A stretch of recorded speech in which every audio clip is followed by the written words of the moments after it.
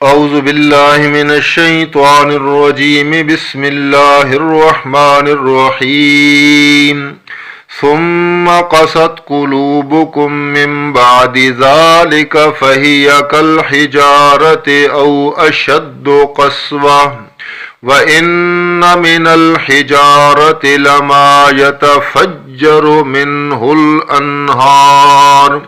وَإِنَّ مِنْهَا لَمَا يَشَّقَّقُ فَيَخْرُجُ مِنْهُ الْمَاءُ وَإِنَّ مِنْهَا لَمَا يَهْبِطُ مِنْ خَشْيَةِ اللَّهِ وَمَا اللَّهُ بِغَافِلٍ عَمَّا تَعْمَلُونَ آمنت باللہ صدق اللہ العظیم۔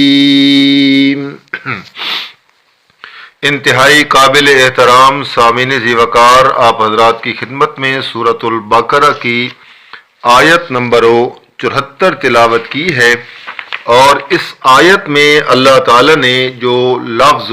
من بعد ذالک فرمایا ہے، ذالک سے اللہ تعالی نے تمام جو گزشتہ واقعات و انعامات و آیات اور معجزات گزرے ہیں ان کی طرف اللہ تعالی نے اشارہ کیا ہے کہ چاہیے تو یہ تھا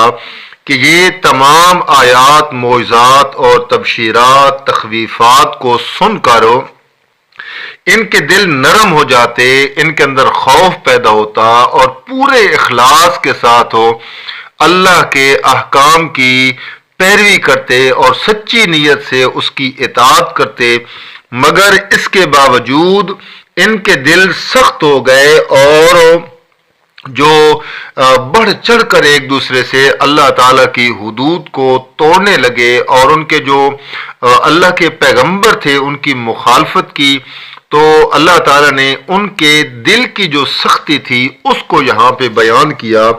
کہ بجائے اس کے کہ یہ اتنے دلائل، آیات، معجزات، تخویفات، تبشیرات اور فرعون کا غرق ہونا، ان کے بڑوں کے سر کے اوپر پہاڑ کو لا کھڑا کرنا،